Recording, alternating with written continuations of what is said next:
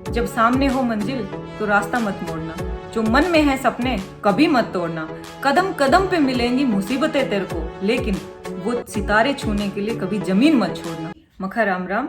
तो ये वीडियो रहेगी एक एवरेज और एक बिगनर बच्चे के लिए जो 23 सीजीएल की तैयारी कर रहा है, क्योंकि उसको नई आइडिया होता है कि चीजों को पढ़ना कैसे है। हम 3 चीजों पे डिस्कशन करेंगे। सबसे पहले कि सब्जेक्ट की इंपॉर्टेंस क्या है, कौन सा सब्जेक्ट कितना इंपॉर्टेंट। दूसरा कि क्रोनोलॉजी क्या होनी चाहिए सब्जेक्ट को पढ़ने की। और तीसरा किस सब्जेक्ट को कितना टाइम आप देंगे। तो पहली बात कर लेते हैं, पैटर्न चेंज के हिसाब से सारे सब्जेक्ट आपके लिए इंपॉर्टेंट है ना, किसी सब्जेक्ट को आप नहीं छोड़ सकते। अगर आपको फाइनल मेरिट तक आपको आना है, फाइनल आपको रैंक लानी है, तो आपके लिए चारों के चारों सब्जेक्ट इंपॉर्टेंट है, ये आपको पता होगा। अब बात करते हैं कि क्रोनोलॉजी क्या होनी चाहिए पढ़ने की। देखो, बड़े सब्जेक्ट हम मानते हैं मैथ्स और इंग्लिश।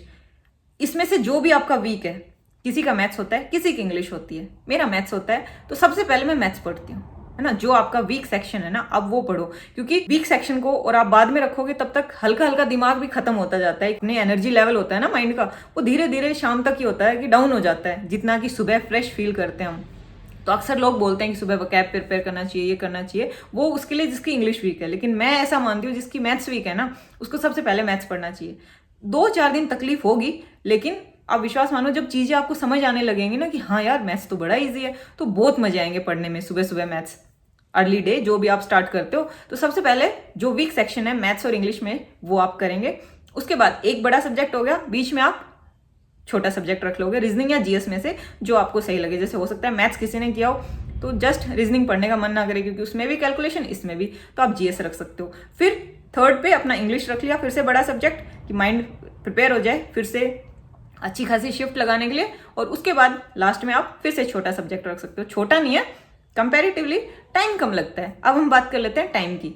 तो देखो, एक एवरेज बच्चे के लिए ना, आप हमेशा ये सोचा करो, आप कम से कम आपको ये लगे कि दिमाग को बेवकूफ बनाना कि ठीक है यार बस मुझे 2.5 घंटे पढ़ना है ना। मैथ्स के लिए 2.5 घंटे आपको मिनिमम देने पड़ेंगे। 3 आप धीरे धीरे दे सकते हो टाइम के साथ। जब आपकी सिटिंग बन जाए ना 2.5 घंटे की, उसके बाद आप धीरे धीरे 3 घंटे पे शिफ्ट कर सकते हो अपना।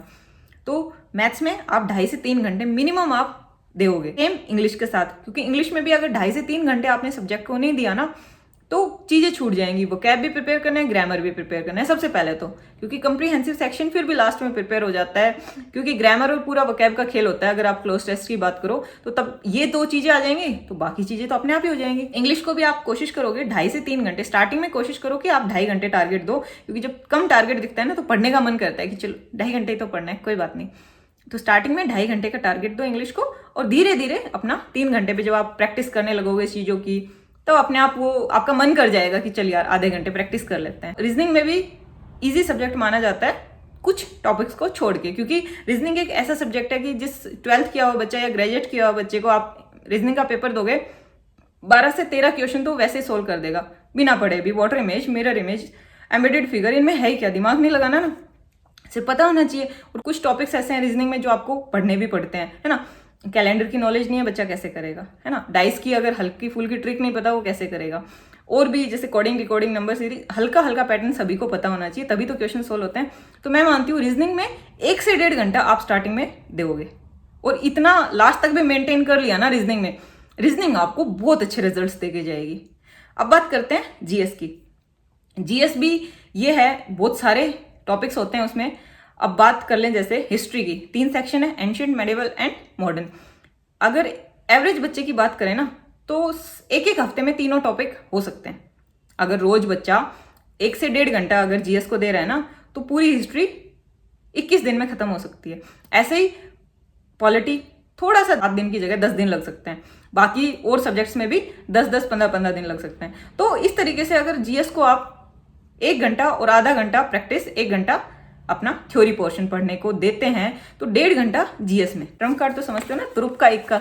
अच्छे बच्चे जिसका बहुत अच्छे मार्क्स आ रहे हैं, है ना, एवरेज से अच्छे मार्क्स आ रहे हैं, उसके और आपके बीच में डिफरेंस कैसे आएगा? सिर्फ जीएस ही सेट करेगा। मैथ्स आपने भी पूरी करी, मैथ्स उसने भी, रीजनिंग आपने, रीजनिंग उसने, इंग्लिश आपने, इंग्लिश उसने, सब तो इक्वल पे है। एक जीएस ही बच जाता है कहीं ना कहीं, जो मार्जिन डिसाइड करता है कि आप किसी को गैप दे गए, है ना। तो ये चारों सब्जेक्ट की मेरे पास जो भी था ना कि हाँ, एक बिगनर बच्चे को, एक एवरेज बच्चे को ये चीजें पता होनी चाहिए प्री की तैयारी करने से पहले, क्योंकि अभी 3 महीने आपके पास, और इन 3 महीनों में ना जी जान एक कर दो अपनी। और अगर आप चाहते हैं कि मैं पर सेक्शन आपको बुक्स भी बताऊं कि ठीक है इस सब्जेक्ट की ये बुक आपके पास होनी चाहिए, क्योंकि ये ब्रह्मास्त्र है ना, ये बुक के बिना आपका काम चल ही नहीं सकता, इतना तो आपको पढ़ना पड़ेगा। तो वो मुझे आप कमेंट सेक्शन में जरूर बताइएगा, ताकि नेक्स्ट वीडियो में आपके लिए बुक्स के ऊपर बता पाऊं कि हाँ ये चीज आपके पास मिनिमम होनी चाहिए। कि सिर्फ इतना भी करते हो ना तो आप लोगों को मार्जिन दे जाओगे अपने मार्क्स में। तो आप लोग ऐसे ही पढ़ रहिए। जय हिंद।